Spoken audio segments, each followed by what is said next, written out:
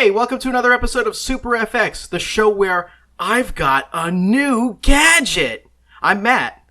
I'm Tyler. Was that a reference to something? Yeah, Ape Escape. And this is episode 11. Oh. Is that in the first Ape Escape? Yes. Ooh, I've only played Ape Escape 2. Dude, you're missing out. You gotta play Ape Escape 1. I have I love that game.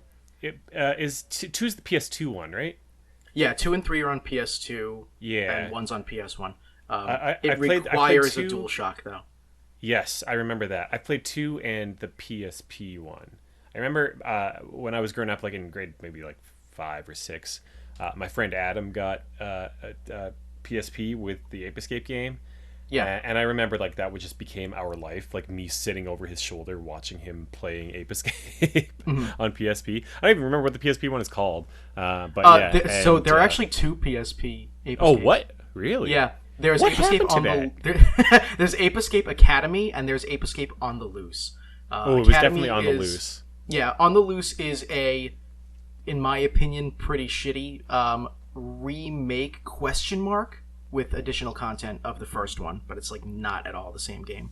Why hasn't there been? Why aren't they doing Ape Escape on like PS5? Like Ratchet and Clank got the full HD 4K. Look at this shit, looks awesome. I feel like Ape Escape would do really well with that. I agree. I remember seeing something. I think it was a couple of years ago. Like I think Sony like teased something Ape Escape related. On I think it was that they suddenly the domain name apeescape.com became active again or something like that. You gotta love that when that happens. Yeah, it was a couple of years ago though. It doesn't necessarily mean fucking jack, but yeah, that was fun. Yeah, fair enough. Yeah, I love that game though. Play it. Yeah, I mean to. I'm sure I will. It's on that backlog. I don't know. Yeah, that one's not like the embarrassing backlog. That's just like God damn it! I gotta play that game. Yeah, there are like tiers to the embarrassment of things you haven't played, and I think Ape Escape is like tier B. So there's like tier S where it's like, oh man, you haven't played that. Then there's A, which is like, I can't believe you haven't played that. And then B is Ape Escape, and it's like, man, you really should play that. What are you doing? Yeah. Oh, certainly. Yeah. I feel like my list for all of those tiers is pretty rough. I mean, mine too. With so many games, there's only so many I can play at one time, So yeah. Speaking of backlog, we talked a little bit last time about our embarrassing backlog, our S tier backlog. Yeah. I got some comments from some listeners and some friends about what the hell, why haven't you played Link to the Past? Me too. So I started Link to the Past and I've been playing that. Yeah, awesome, dude. I'm glad. Yeah, where are you up to? Well, I think I'm probably about halfway now. I did like the first couple dungeons, your first 3 or whatever it is, and then you get the Master Sword. Spoiler alert, by the way, for anyone like me who has not played Link to the Past. For all of you 4 people out there. Yeah, I was literally gonna say for all 2 of you. Yeah. So I beat the first 3 dungeons. You get the Master Sword, and then you get like the whole like Dark World stuff. Yeah. So and then I've done I think 2 dungeons in the Dark World, 2 or 3 maybe. Okay, yeah, I'd say that's about the halfway point, roughly. Yeah, I think so. What I thought was interesting about this is that it's so similar to the Legend of Zelda, like NES, like Zelda 1. Yeah, they did it on purpose, pretty much, because Zelda 2 was. I've played Zelda 2. Surprisingly, I've played through Zelda 2, but not Link to the Past. I actually really like Zelda 2. I just mean like it was different. Yeah, I do too. I wanted to get back to form. And like I figured as much, and I kind of knew that going into it, but I didn't realize like how much it's like the first game. It's like so damn similar. It's like somebody was like, okay, we knocked it out of the park with the first game, but there were some issues. Like, here's the list of issues. Let's make all of those better, and then they did it. Like, that's what this game is.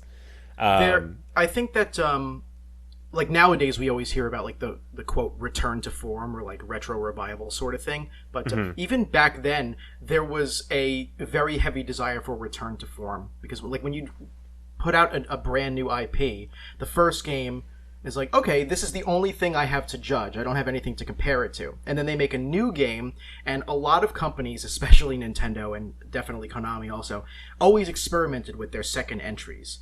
Castlevania's 2 and Snake's Revenge are way different from the first games.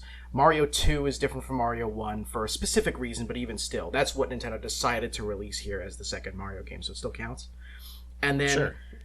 because of that experimentation, everyone's like, no, this isn't what I liked about the first game. What are you doing?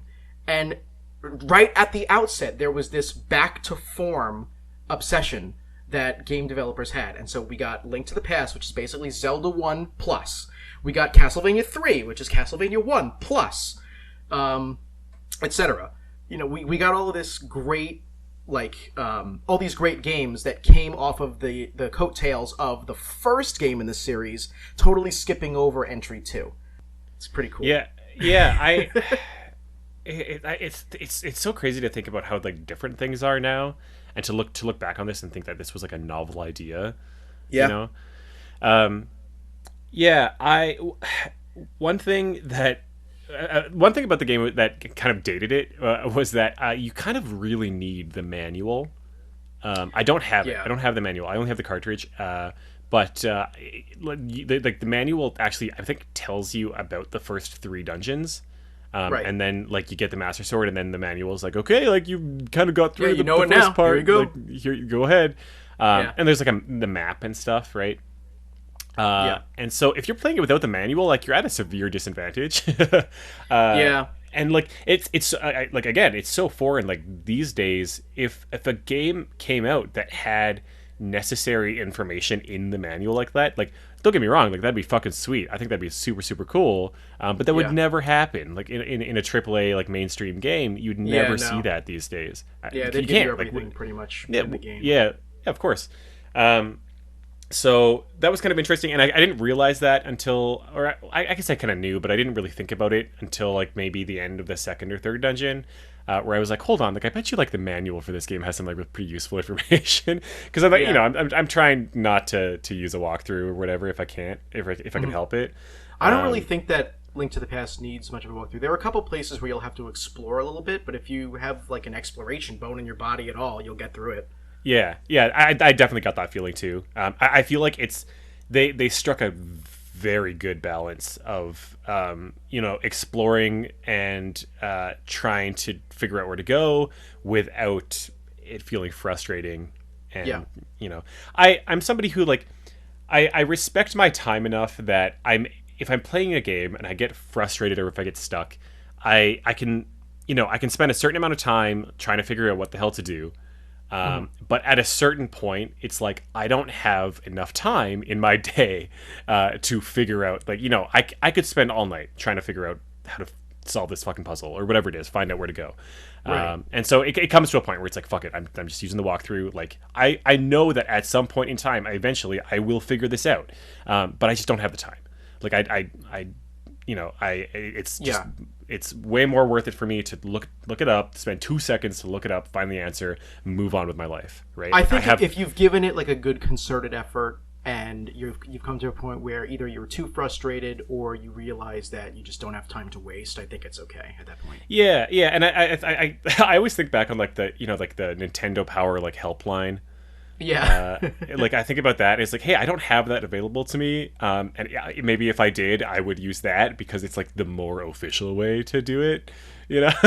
And like, that's not available to me, so I can't use that, so I have to go through this different, I don't know. Yeah, that's just, like, the thought process. That's me justifying it in my head a little bit. No, I mean, I get that. One of the other ways that it's still debatable, because no matter what, I think that regardless of which method you use to get help to get through the game, there's always going to be someone who's like, no, that method is still cheating.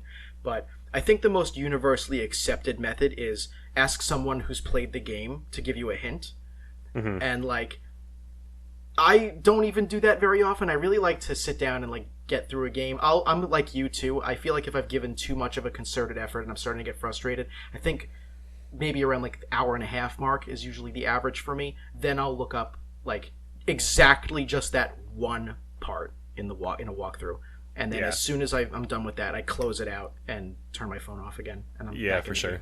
Yeah. But like, because that's what we did. Like, I had a subscription to Nintendo Power when I was very young, but there were still games that weren't in Nintendo Power that I wanted to play, and the only choice I had, because again, internet wasn't a thing. Well, really, not the way it is now. Yeah. I had to ask friends who had the game, and I remember being like, "How do I get past this one part in the fidgets on Game Boy?" And so have you You're ever like, played that one? It's like, no, I haven't played that. Oh, fuck. I mean, not fuck because I'm 8. oh frick. Oh heck. Yeah. Yeah, and you're like writing it down on a piece of loose leaf paper. You're like, oh, okay. Here's Yeah, the map. say it again. And you're like, So you go I love it up when to you- the left, and when you see the box, you could pick up boxes. I remember finding out things about games that like I never knew about because I was too dumb to try. So Yeah, you just yeah. pick up the box and put it up against the wall, and you can jump up. You can Yeah. pick stuff up. And that's how like the all those like rumors started. I remember Pokemon, like first gen Pokemon was very much very big on this kind of thing. Of like, Yeah. like Mew is under the truck, like those rumors. Yeah. It's like those like Yeah. those like playground rumors that you always heard about. Like that's how the kind Yeah. of stuff started. It's like if you get 121 stars, Luigi shows up. Oh yeah. I like I don't know. I wish I was in school when Zelda 1 and Link to the Past was coming out, because like that kind of stuff would have been like I feel like huge in Oh, yeah. those games. Yeah. Anyway, it's a really good game. I feel like it's to some extent it's like it really set the bar for what like a 2D top down puzzle adventure game should be. Yeah. I always think about like the Goof Troop game and like how Oh, like hell yeah. surprisingly good that game is, and how similar it is to this. Yeah. Like they're very close, and so I feel like this really set the bar, and I don't know if I can think of a game that is like just so tight like this. And I mean that in a lot of ways. I guess like controls wise, this game feels very tight. It never feels. I can never blame the controls if I die Yeah. or if I get hit or whatever. You know what I mean? Like I'm never like, oh fuck these controls, and Yeah. like, that's it, because like it always feels like the game does a very good job of making it feel like it's your fault that you died. It Yeah, never feels pretty cheap. much. And I think that's something that they really capitalized on, because in the first Zelda, I feel like even though the controls were pretty good, they were still the tiniest bit loose. And especially because Yeah. like, you can't move diagonally or whatever, everything feels Yeah. like it's fucking with you. Yeah, I also feel the same way about the map. It's like the map is like the perfect size. Yeah, Like, and it's- it's fantastic. It's very descriptive. It's not so sprawling that it's like overwhelming and that you like forget where you're going. And they hand the Dark World stuff to you at the perfect time. You've discovered the overworld. You know kind of where everything is. Maybe you've not memorized it, but you've explored pretty much every area at this point. Yeah. And then they're like, oh, and by the way, like there's two. It's like the same but different. They like Yeah. they nail that same but different like so well. And like I don't know. I keep thinking about like if this game came out now, as long as they fix that fucking like manual stuff like with the map, if they fix that, then I feel like this would be a completely well received, respectable game today, right? yeah. I feel like nobody would be like, oh, this game feels so dated, and like it would come out and be like, oh yeah, like this is a good game. Like it would maybe be like an indie game of in these days, but like it Yeah. would be like a very well received game, and I think it's just amazing that this is a 30-year-old game that just still holds up so well. It's Yeah, so- absolutely one of my favorites. I love it so much. my biggest complaint with it, and I don't know, this is me.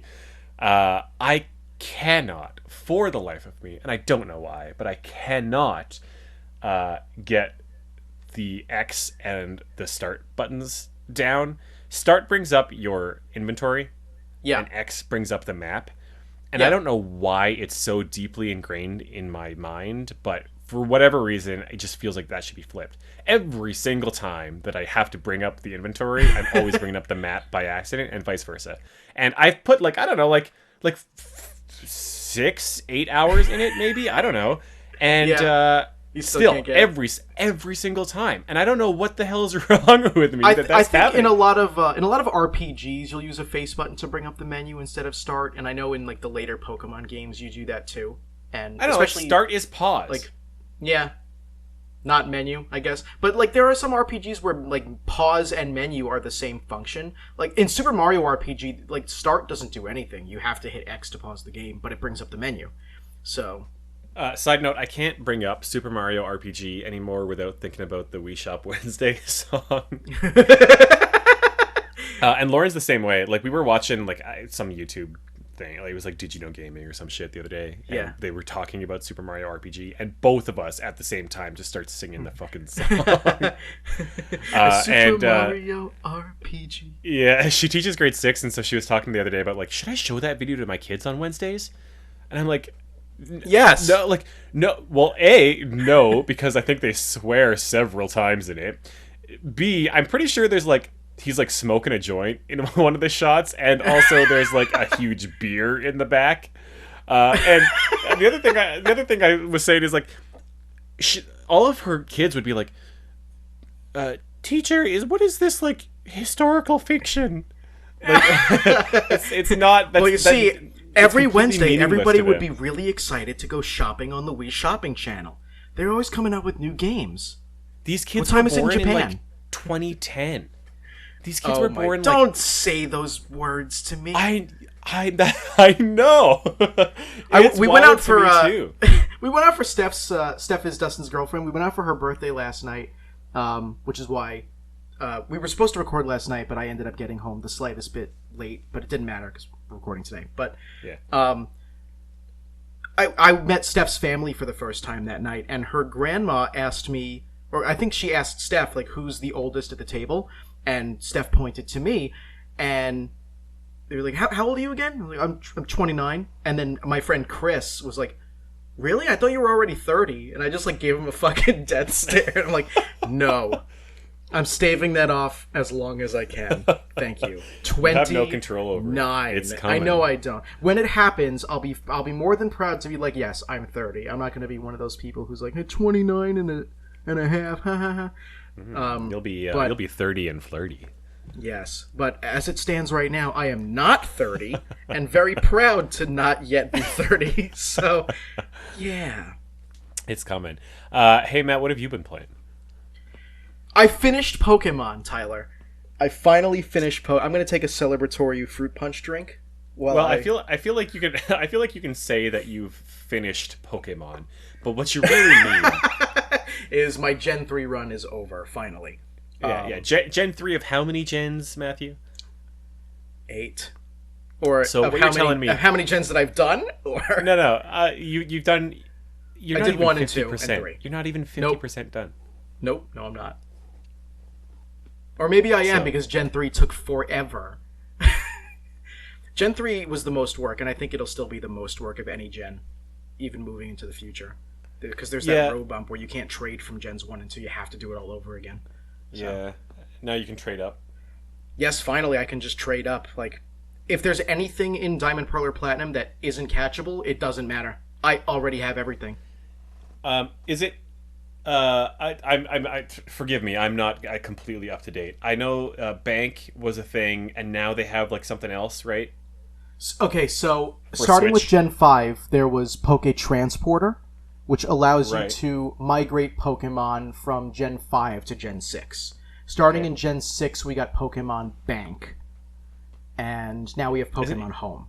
Home is the new one, right? So, in theory, you can get everything from your current cartridges all the way up to the Switch games. Yep, absolutely.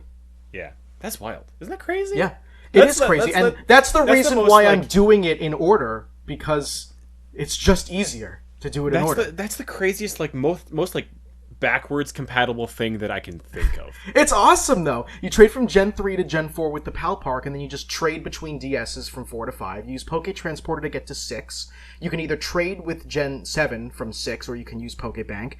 And then you use Pokemon Home to get from Gen 7 to 8. I can't think of anything else in, like, the technology realm that... Well, I mean, okay. So, like, you can, granted, if you have, assuming you have all the necessary hardware, you Yeah. can get this game that came out in what, 2002, I think three, and but yeah. transfer your characters, your Pokemon, all the way Mhm. up to games that are coming out today. Yeah, we'll probably even be able to transfer them into Shining and Brilliant. So Yeah, that'll be which is fucking awesome. absolutely wild to me. I mean, like, I guess like you can get like fucking like a floppy disk reader that like connects to USB or whatever. Like you can like there's some backwards compatibility there, but for like a company like this, like you'd think that they just want to make you buy the latest games or whatever, right? But no, like you can just go back and transfer all the way up. Like you could, Yeah. assuming your save batteries are intact and all that, like you could like from when you were a kid, like bring your Pokemon that you caught back then and transfer them Yeah. onto your Switch. It's I, just I know people who it's have been crazy. carrying like the same Charizard since like Gen 4 or maybe Gen 3. They just keep going. And I'm sure there are people who like they grew up with Diamond Pearl or Platinum and now that the Gen 4 remakes are coming out, they may just fucking transfer their whole ass team from Gen 4 all the way up to play it in the remake so they have the same team, same person, different experience but the same team like they come with you through time but they're Yeah, still in Sinnoh.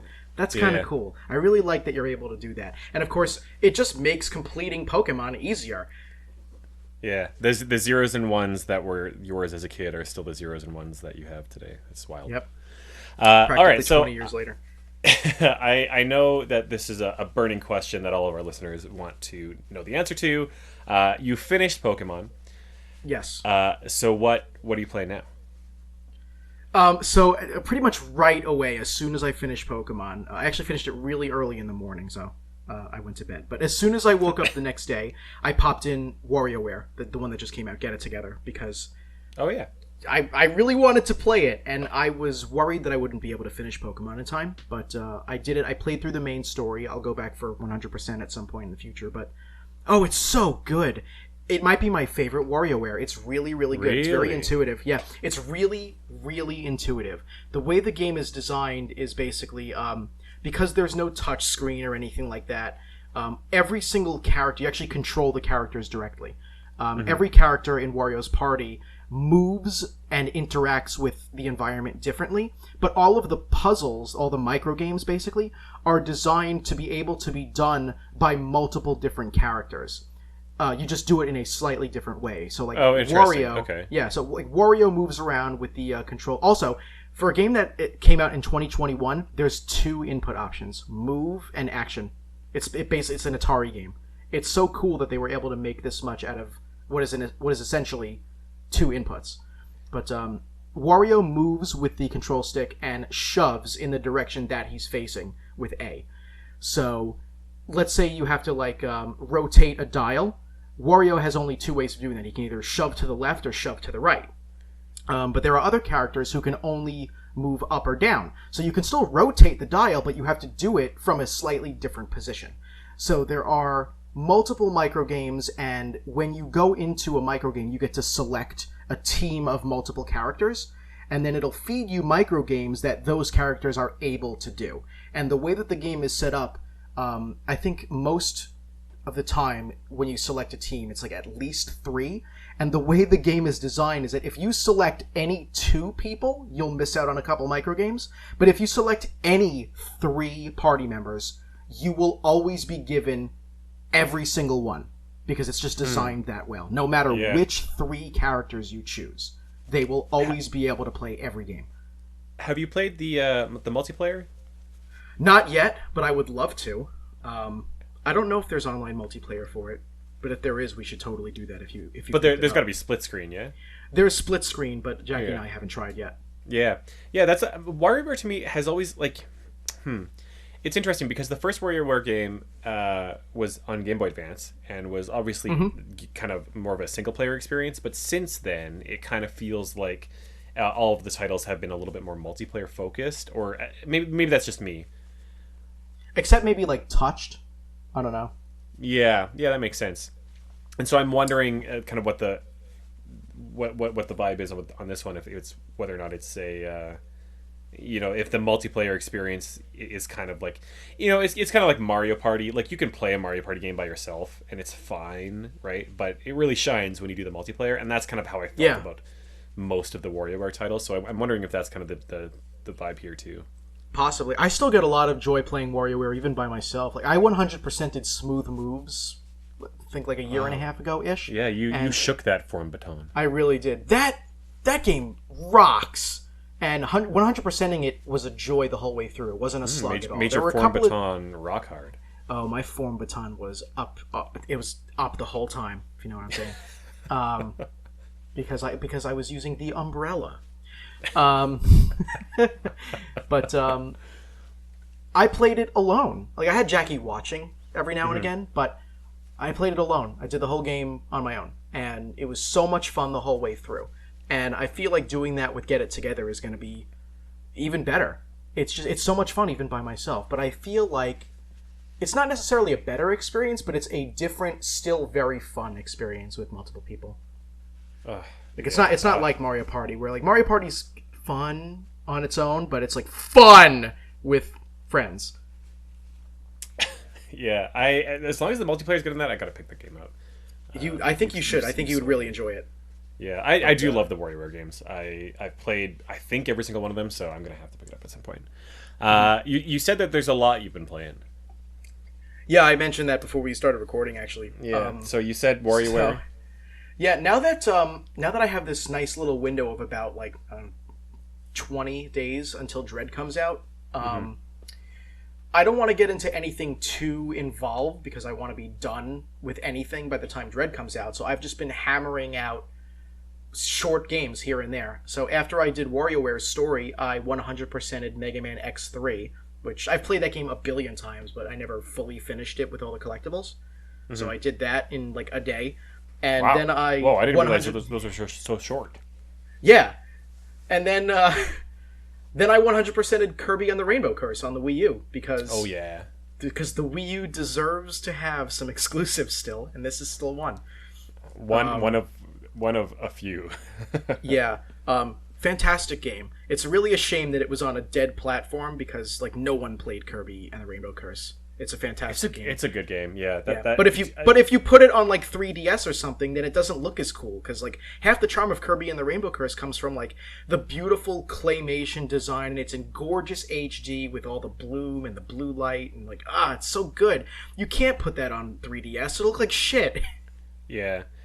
Did you play what was the DS one? Canvas Curse. Yeah, I loved it. I grew up with that kind of game. similar. Yeah, Mechanic. Yeah. basically. Yeah, both of those games. It's slightly different from Canvas Curse. I think it's a little more easygoing. Canvas Curse a little more challenging. And it's definitely easier to 100% Rainbow Curse than Canvas Curse. But Dang, you've been busy. yeah, and I'm having a lot of fun, honestly, finally being able to play other games. It's really nice to sit down and play anything else. So, Yeah. But I'm so glad I was able to finish. Yeah, that's awesome. Thank you. I hope to be in a similar position soon. I think after I'm done Link to the Past, I'm also going to go back and kind of crack on a couple easy, quick ones, Speaking of that, actually, I did want to talk about last week. We talked a lot about Fall Guys and the really exciting Jungle Book DLC that was available. So, I had some friends over on Friday night, and we decided, hey, we should check out Fall Guys. Everybody was really excited about the new Disney's The Jungle Book DLC that was available.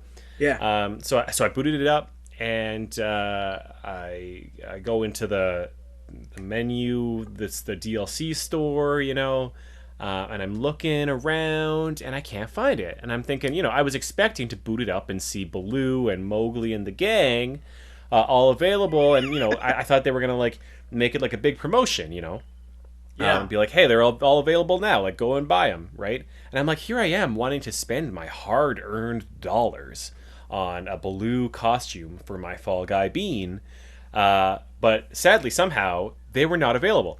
So to my dismay, I hopped in a game and I saw a couple other people wearing the Baloo costume, and I'm thinking, okay, what the hell's going on? Like I thought I was gonna be able to play as Baloo and Mowgli. I want to be like you. I want to I- walk like you. Yeah, and I couldn't be like them. Yeah. And so I angrily, started Googling what the hell was going on. Matthew, the Jungle Book Fall Guys crossover event was a limited time themed event running from September 3rd to September 12th. I was maybe about 5 days late. Okay, you know what? Now it explains why they decided to do that. Because if it was a limited event, they're like, yeah, fuck it, Jungle Book, why not? But This is absolutely wild for me. Okay, literally. I I'm thinking about, like, there's somebody at, what's the company called? Mediatonic, I think is the company that makes Fall Guys. They were at, they're at the company, they're at work. The execs up above have just informed the team that, hey, good news, 3D artists, you're going to be designing Jungle Book costumes, yay! And they're all like, woo. So for the next, like, what, I don't know, 2-3 weeks, I don't know how long this stuff takes, a month maybe. These people are, trudging into work, begrudgingly designing these Jungle Book characters because that's where they thought they were going to be in their lives at this age. Yeah, sitting absolutely. down at their computers, drawing fucking Mowgli and friends and designing these costumes. And then at some point, 2 or 3 weeks later, they're, finally winding down off their Red Bull coffee high, finally completing this project that was probably rushed and a lot of deadlines. They were finally finished, and the execs are like, "Oh yeah, by the way, they're only going to be available in the game for like 4 days." Oh my god! So all that work you just did, like, maybe a couple thousand people will see it, and that'll be it. And then the people who actually want to see it and want to use them, when they get on, no, you can't. It's gone. It's gone forever. Yeah. Nobody ever don't will worry, ever though. be able to buy them ever again. There's this one podcast that's going to talk about it, and it's going to be like logged in history forever, so your work won't go to waste. I can't believe they decided to do the Jungle Book for like that short. Like, okay, we were already talking last time about like why the Jungle Book, and now it does make more sense if it's just a limited time promotion. Well, does it? Why does that make it more sense? Hang on. Don't take more sense for a lot of sense. It makes more sense than before. It still doesn't make that much sense. It just makes more sense than before. Because if you have a limited time event and you like need something, like, okay, fuck it, the Jungle Book. Why not? It doesn't really matter. At that point, I don't think it even matters how it came about. It's just like, we're gonna have a limited time event. What should we do? Like, I want to see some raised hands. Oh yeah, Fortnite. That's fun. Yeah, we'll do that. We won't get sued. How about you? Jungle Book? Fuck it. Whatever. Jungle Book. It's only going to be out for 40 minutes anyway, so fuck it. So, that makes more sense to me that it's a limited time event, but it still begs the question, why? Why? Why would they have... Why? First of all, why would they have a limited time event for a costume in the first place? I just think that that's pointless, honestly, if you ask me. It's my opinion. But secondly, if you're going to have a limited time event, shouldn't the content of that limited time event be something that people give a shit about? Like, I'm not saying that Jungle Book isn't cool. I love the Jungle Book, but I'm not gonna go fucking, like, head over heels for Jungle Book shit for, like, 25 seconds. It keeps getting shorter every time. Here's the thing. Here, Mr. Mediatonic. Mr. Mediatonic, let me level it with you here. Yeah, Mediatonic song. I came in to your online digital game Fall Guys after hearing the news that I was going to be able to play as my bean in a costume based on Disney's The Jungle Book franchise. TM. And I go and log on, credit card in hand, ready to spend my hard-earned $4 or whatever on your costumes. My mom's hard-earned $4. And I go in, and to my dismay, it's already been pulled only 5 days after I heard that I was going to be able to do such a thing. I am just amazed that you do not want to accept my $4 to spend on your costumes. That's lost revenue. That's your lost revenue, Mr. Mediatonic. And if this Guys, is how you want to play the game, then hashtag fine. bring back Jungle Book. Bring back Jungle Book. Bring back Jungle Book in Mediatonic's Fall Guys. Hashtag Mediatonic, hashtag Fall Guys, hashtag bring back Jungle Book, hashtag start the petition, Disney, petition.com. What's that website? Petition.org. I don't know what it is. Change.org. Change.org. Set it up, fan base. Our YouTube army is coming after you, Mediatonic and Fall Guys and Disney. Yeah, guys, if you go onto Twitter right now with the hashtag Bring Back Jungle Book, that's all one word, all lowercase. Bring Back Jungle Book, and at Mediatonic, tell them Super FX sent you. Yeah, they're gonna hear it. They're gonna get it. Watch yeah, out, Mediatonic. We're not gonna let these fuckers get away with this. See that PlayStation showcase? Yeah, we should probably go to the news, eh? Oh, this wasn't news? This was the most important news of the week for sure. Guys, welcome to the gamer news with that letter that we can't pronounce, otherwise we get sued by each other's country. Something like or that. it legally doesn't count. Yeah. The PlayStation showcase. PlayStation had a showcase. They had an event. All events these days are digital, it seems. They don't, we don't gather anymore. We don't get into like big old arenas or conference centers or stages. It's all digital. Actually, I watched the Emmys last night, or I was part of the Emmys last night. They were in like, normally they're at like, I don't know, like the Nokia theater, the Microsoft theater, whatever, like in LA, like this big swanky ass theater. They were in like some like tent. Like it was, I don't know where they were, but it was like a tent, and it was like, there were some tables there, and that, like, I was like, isn't this the Emmys? Isn't like this like the biggest night in television? Well, it's we're COVID restrictions, so like we can't all be indoors except when you put a tent outdoors. Yeah, so I don't know why Sony couldn't have gotten their tent. They've done tents before, but no, it was a digital event. Whatever. We saw some stuff at the PlayStation Showcase. We saw God of War 2. I think it's called Ragnarok. Yeah. It's a game. We saw Spider-Man 2. I don't know if that one had a subtitle, but it's also a game. Hey, Spider-Man game, Miles Morales game, it's more of that. It's that again. Yeah. They showed a Wolverine game, which looked kind of cool. It's also Naughty Dog, I think, and it was just a cinematic trailer, but like it's if it's going to be as good as the Spider-Man game is, then sign me up. Like that looks sick. Mm-hmm. I think that the headliner for this one was there's going to be a remake of KOTOR of Knights of the Old Republic. Yeah, that was the big thing for me too. Yeah, which was obviously originally made by BioWare in my hometown. Let's go, what up?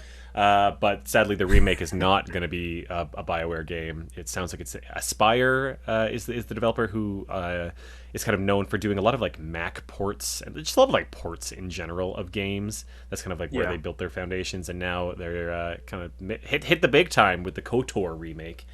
I don't know. I don't personally have a lot of nostalgia for KOTOR. I had a lot of friends who played it. I didn't have an Xbox as a kid growing up, and the Xbox that I have now is haunted. So really, it's just like it's a loss for me all over when it comes to Xbox exclusives. That's a thing. Like, I don't have a lot of nostalgia for KOTOR, but I played it at friends' houses when they owned Xboxes, and of course, I've seen like every LP of it under the sun because I love Star Wars and I really wanted to get into it. So finally, when I became a collector, I made sure I got that. But it's interesting to me because everyone's really happy that KOTOR is getting a remake, but they're simultaneously really pissed.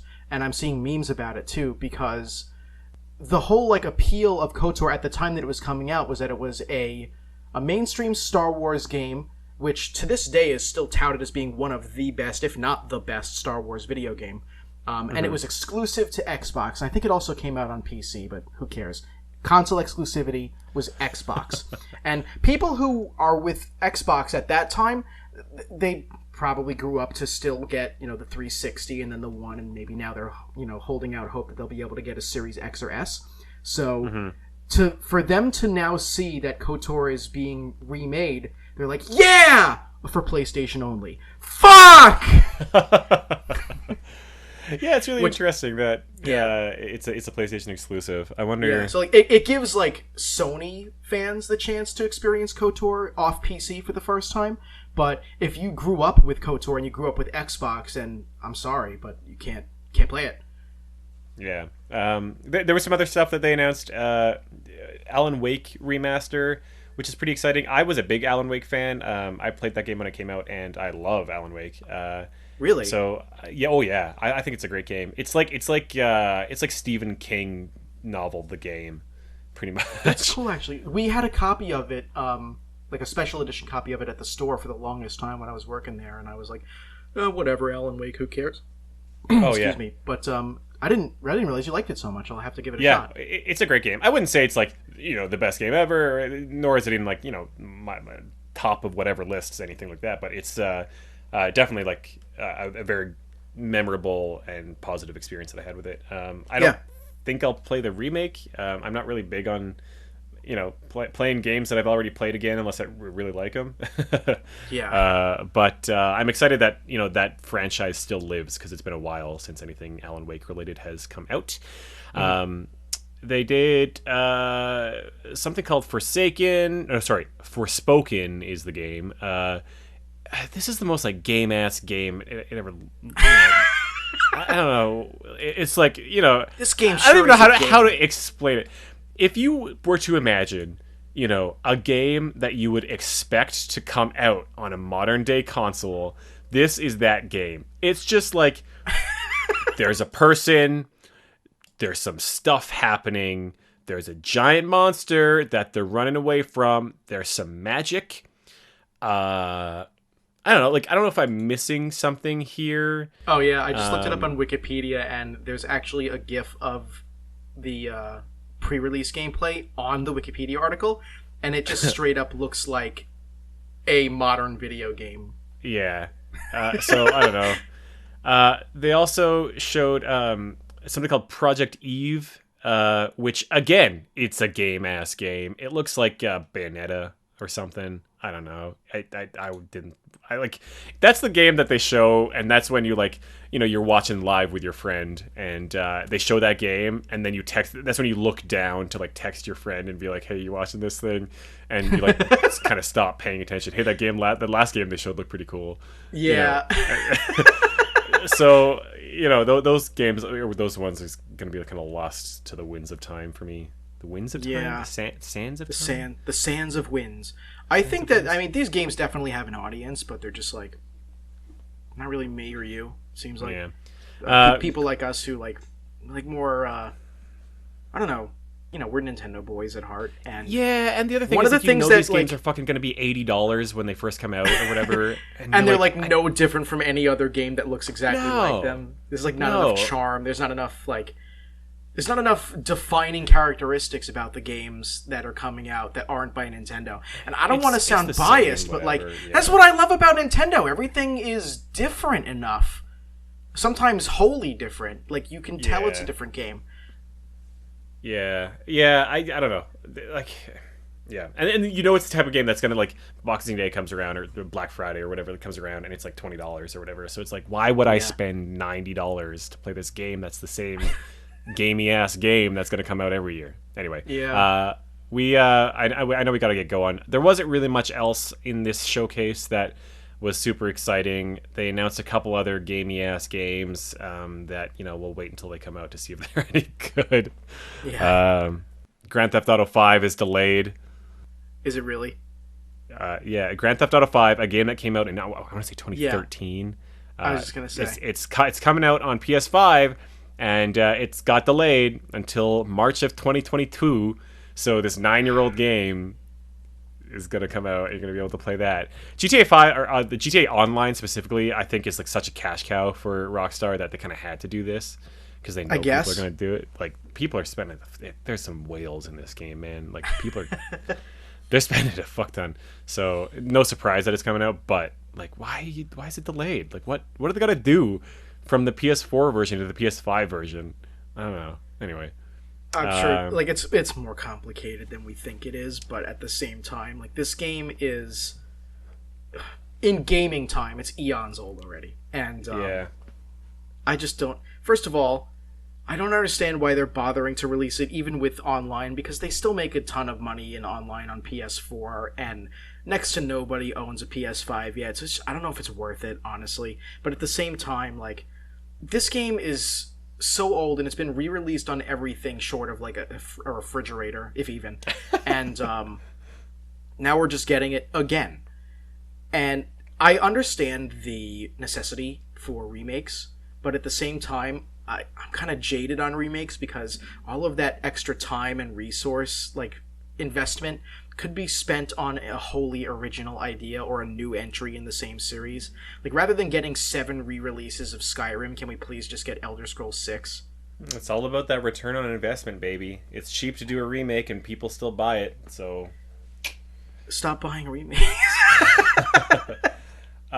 You wanted to talk about Bob L'Éponge.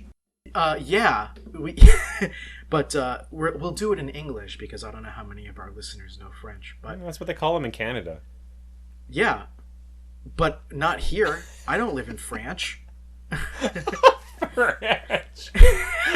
Yeah, one of my French students, like, we start every lesson, I'll write the word French on my whiteboard, and she gets a kick out of it every time. It's really cool. I don't know why, but fuck it.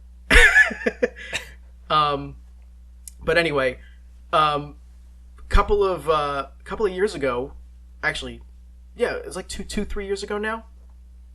We got a remake of Battle for Bikini Bottom on Switch and PS4 and whatever, and it was done by. Let me see. I'm gonna have to look them up one more time here. Dude, it came out fucking last year. Oh, was it really? It feels like it was so much longer ago. The past 2 years have been kind of a blur. They really have. They're basically the same year as far as I'm concerned. It was developed by Purple Lamp Studios. They made the remake, Rehydrated. And I am ashamed to say that I actually never really grew up with Battle for Bikini Bottom, but Yeah, I me loved neither. it. I loved it because I was able to play it at friends' houses, or like I've seen a billion Let's Plays of it, and now my friend Max, who still works at the store that I used to work at, we're good friends, and he brought it over one day, and I finally got the chance to play it for the first time in my life, and oh man, it brings me back. It's such a good example of like a good licensed platformer from that era, like PS2, GameCube, Xbox. Oh yeah, it's like the mid 2000s platformer. Oh, Yeah, I love it. Love it, dude. It's like my. Is that a genre by itself? Because it may as well. Oh, be. definitely. It certainly is. But when they came out with Rehydrated, I was like, oh, that's cool. I'll have to pick that up, and then I can finally like experience it on my own. I ended up getting Battle for Bikini Bottom on PS2. Not shortly after that, anyway. But eventually, I'll pick up Rehydrated, and I'll be able to experience both of them. But the reason why I'm mentioning this is because Purple Lamp Studios, I guess they did so well on Rehydrated that they were like, you know what, we could just make a new SpongeBob game, and this time it'll be an original one. So they announced SpongeBob SquarePants: The Cosmic Shake, which will also be a platformer. But it's a wholly original idea. It's not based off of any previous game, and it's coming out on pretty much everything. It'll be on Switch, PS4, Xbox One. I don't know if it's set to release for PS5 or Series X as of yet. Everything that I've been able to find just says PS4 and Xbox One, but we'll see. I'm sure that eventually it'll get ported if it doesn't come out right away. But this is exciting. This is essentially a mid-2000s platformer brought back to life, and then they took all the ideas that they had from their experience working on it, and they made a whole new one. Is this going to be anything like a mid-2000s platformer now, given that they have experience with it? Or is it going to be more like a modern platformer? You know what this makes me think of? So they're doing this in Unreal Engine, and you know when you're on fucking like YouTube or Reddit, and you see those things where it's like Super Mario 64 reimagined in the Unreal Engine, and it's like this like stupid like high def remaster thing, fan made Unreal Engine Super Mario 64, and it just like looks so wrong. Yeah, it looks like shit every time. This kind of reminds me of that, but like in a good way, like it like almost like, but like they actually did it, you know, like they're like, oh yeah, like that we have this character who will like probably look pretty baller in HD 4K Unreal Engine shit, bloom effects, Yeah.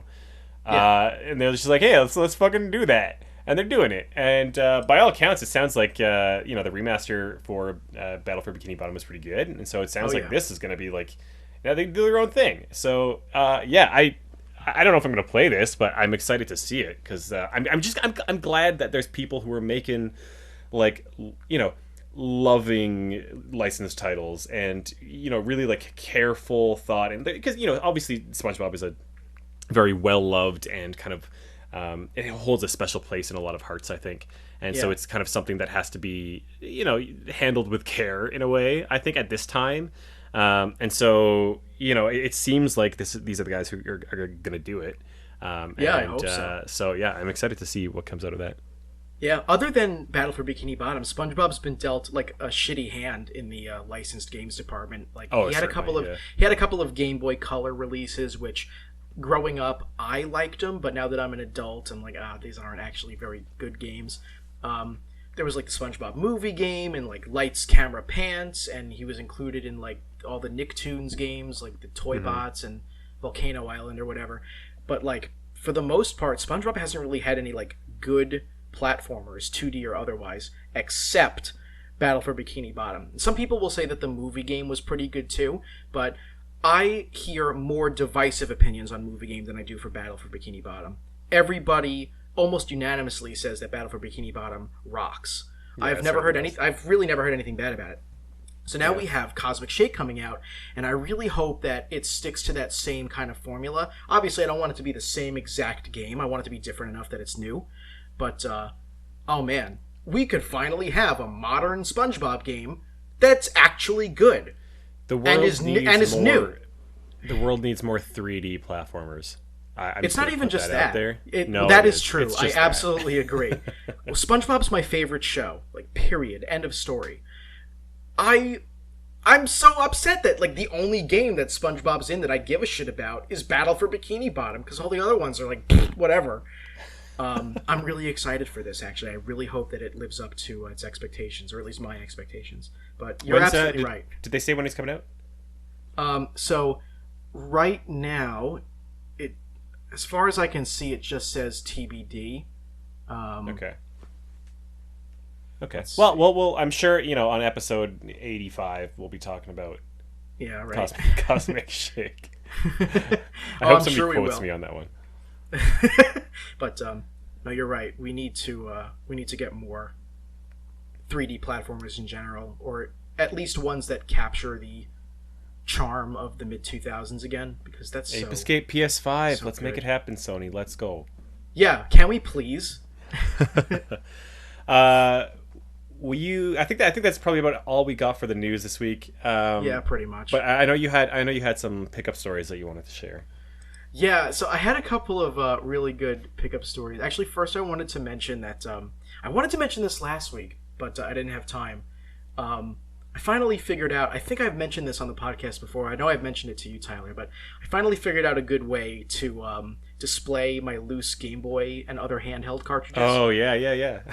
Without putting them in bind, because I was putting them in binders for the longest time, which is a great storage option, but then they're like hidden away from sight, and when people come over it doesn't look like I own any Game Boy games or anything like that. So I was at Joanne Fabrics with Jackie a couple of weeks ago, and they just have these like basswood strips. They're 2 feet long by a quarter of an inch by a half an inch. And I'm just like, wait a second. I wonder if I put like push pins or nails into like the wall, and I could just like lay these on top, and I think that the Game Boy games will like lean back just a bit on the wall, that they kind of look like they're standing completely upright, and I can face them forward because they don't have a defining end label, and it won't take up that much space. And sure enough, I bought like a fuck ton of them, and I was able to put out my entire Game Boy collection, Game Boy Color, and Game Boy Advance, all across this ledge that I have in my house. I'll put up a photo. Yeah, it of looks 'cause sick. I saw a picture that you sent me earlier, and it looks dope. I think I'm even more proud of that than I am of the big like wall full of console games, because I've been looking for a good solution to storing Game Boy carts for years, where you can actually see them and they're on display and it looks good. I'm really glad I found this, and it didn't cost like any money at all. I bought some like map push pins from Walmart for like $3, and then all of the wood altogether cost like $8. That's it. Yeah. So for like less than $12, yeah, it's awesome. But yeah, I had some pickups, and I really need to talk about these because they're really cool. One of them's really funny. Over the last week, I got a couple good things that aren't really worth mentioning so much. Like I finally got Super Princess Peach, and I finally got Kirby Air Ride. So like I'm really happy that I finally have those in my collection. But there's two things I want to talk about. Just this past Monday, a week ago today, we're recording this on Monday. I went with Jackie to Blast from the Past, which I've mentioned on the show before. My friend Rich owns it, and it's right near where we live. Mm-hmm. And I ran into Chad Hughes, who is a speedrunner, Frankie Frameskip. And he had actually come into the video game trading post where I used to work once before, and we like hit it off, and he wants to learn Japanese, so he gave me his information. And I love AGDQ, and I love speedruns in general, so I was already familiar with who he was, so it was really cool to meet him. But I ran into him again the last couple of times that I went down there because he discovered the store. I didn't even realize he was local. He discovered the store, and now he spends a ton of time there. The last couple of times that I've been there, now we've run into each other. And a week ago today, I ran into him there again, and he was talking about how he recently did some repairs for Blast from the Past on some of their like PSP consoles, like 1000s, 2000s, PSP Go, etc. And yeah, cool. I interjected and I lamented that, I still don't have a PSP Go. I'll have to pick one up eventually. And this motherfucker, this beautiful human being is just like, hey, I just fixed one that like the guys don't want and I don't want to hang on to it. Do you want it? And I was like, yeah, man, how much? And he's like, man, fuck you, how much? I'll go get it right now.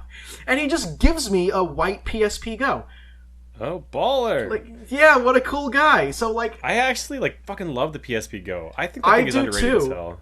Well, I mean, it was ahead of its time. It was ahead of its time, and unfortunately, nowadays, unless you already have games downloaded on it, there's nothing you can do with it. Well, yeah. I guess technically speaking, you can like upload ROMs through whatever means. I'm not allowed to talk about it, technically speaking, but. Yeah, you can shove like the fucking Memory Stick Pro or whatever. Yeah, basically, whatever. But it was so cool. It's such a cool design for an all digital console for a handheld console in general. It's basically like like the Sidekick, like it slides up if you're unfamiliar with it, and it was just so cool. He just gave it to me, and like we traded information again because like it had been a while since the last time we traded info when he came to Trading Post. Mm-hmm. And I'm going to teach him Japanese, and he's like, we could do this one of two ways. Either, like, I can pay you for Japanese, or I can, like, give you game shit or help you, like, fix anything in your collection that's broken, or both. And I was like, both works for me. If there's nothing I need, then I'll take the money. But if there's anything I want, then I'll take the games. So I'm just waiting to hear back from him on when. But other than that, he wants to hang out at some point, so that'll be pretty cool. And he invited me to AGDQ. Oh, sick. Yeah, so I don't know if it's going to be in person again this year. It'll probably still be digital, but he's like, whenever it's in person again, like, you're coming with me and we're going to hang out with the guys. And I know all of the guys he's talking about because I watch GDQ every 6 months. Like, It's going to be really cool. Sweet, that's awesome. Yeah, but there's one other story, and this one is... this is the one that I wanted to talk about more because it's really stupid funny, but... just yesterday, Tyler, I sent you a picture because I picked up the Tick on Super Nintendo. You did? And it was on Marketplace for like $25, and I got the dude down to 20. It's a pretty uncommon game, so 20 is pretty good for it. And he's like, can you meet me at the Target in Comac, which is pretty close to where I live. So I was like, okay, sure. And I go there with the $20, and we meet at the front of Target. Like, he can't find my car, so we just decide to meet up at the entrance. And okay. He walks up to me and he's like, hey. Hold on. Are you telling me he can't find the fucking, like, PT Cruiser? My PT. Yeah, so I got there first and I was like, hey, I'm here whenever you are. And he's like, I'm pulling in now, like 5-10 minutes later. And he's like, where are you parked? So I said, I'm in a silver PT Cruiser with a Retro GameCon bumper sticker on the back left of the bumper. And I'm down the very next aisle from the left entrance. If you go from the left entrance and you go over to the right one aisle, that's where I am. I was pretty descriptive because I know it's... He probably read that and was like, oh, fuck that, man. Let's just meet at the front. So about 5 minutes later, after not hearing from him, after I told him where I was, he's like, hey, man, I can't find you. And he didn't follow up. So I was just like, okay, do you want to meet at the doors? I'll meet you at the left entrance then? And he's like, yeah, man, sure.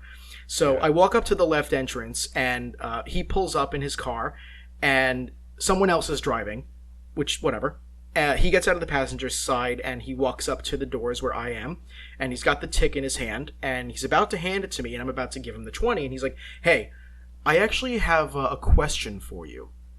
And I'm like, okay. And I'm like, it might be worth your while, but would you do $10 on the game? And I'm like, go on. And he's like, I'm sorry? Yeah, he's like, would you do 10? And I'm like, I mean, yeah, but continue, because like he trails off. He's like, would you do 10 on the game? And I'm like, yeah, yeah, you got me. And also come around with me around behind the back of the Target and let's get a little busy. No, so he's like, would you do 10 on the game? And run into Target real quick and buy me a White Claw. Oh, wait, is this kid like 17? So I asked him, I was like, how old are you? And he's like, 19.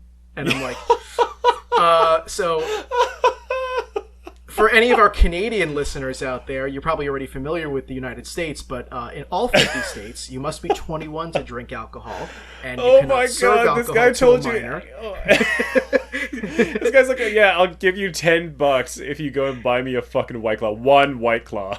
Basically. Or like he wanted me to pay him 10. So I guess if you think about it, yeah, if I pay him 20, he pays me 10, I get him a White Claw. But I was like, I could tell he was kind of young, so I straight up asked, I was like, how old are you? And he said 19. And I'm just like, you know what, man? Like, if I were like bringing the alcohol to your house, maybe, but we're in public, and if anybody sees either of us, it's a pretty stiff punishment. So unfortunately, here's $20. I'm sorry. Oh, I totally would have done it. I just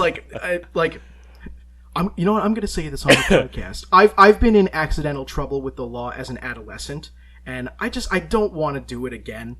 So, like, even if it's something stupid, yeah, even if it's something stupid or minor like that, like, don't get me wrong. If I was meeting this guy at his house and we weren't in public and there was no one to witness for whom I was buying the White Claw, then fuck yeah, I would do it. It's just, I'm saving money for games. But we were in public. And I just didn't want to chance it. God. I can't believe that this 19-year-old dude he wanted to trade you a copy of The Tick on Super Nintendo. For $10 and a White Claw. and a White Claw. One White Claw. Did he specify what flavor of White Claw? No, I'm sure he would have if I said yeah, but I said no. So. Oh my god. It was awesome. As a sponsor. It was awesome. When I got in the car and I took the photo, I deliberated telling you the story right there, but I was like, no. This needs to be... I want to hear Tyler's reaction on the podcast. Oh my god. It hurts to It was laugh awesome. right now. That was awesome. Never happened to me before. I've never been asked that before. So that was I hope it happens again, and that time you can do it. Maybe you'll offer him 2 White Claws to make up for it. Anyway, we're over time. I think we got to wrap up. Yeah. That'll do it for this show. If you want to learn more about Super FX, which I know you do, you can visit our website, superfxpodcast.com. You can find our show wherever you find your other favorite podcasts, including Google Podcasts, Apple Podcasts, and Spotify. You can also follow us on social media, including Twitter, Instagram, YouTube, and Facebook at SuperFXPodcast. Reach out with any comments or questions on social media or by sending us an email. We'd love to hear from you. Hi at superfxpodcast.com. That's hi at superfxpodcast.com. If you like what we're doing and you'd like to support us, please consider becoming a patron at patreon.com/superfxpodcast. If you're listening on YouTube, consider liking, subscribing, and leaving a comment down below. If you're listening on Apple Podcasts, help us out by rating and reviewing our show. Our very special thanks to Kenny Martin for our theme song. You can find him at Kenma, that's KENMA.bandcamp.com. And as always, a very special thank you to you. Thank you so much for listening, and we'll see you next time. À tout à l'heure.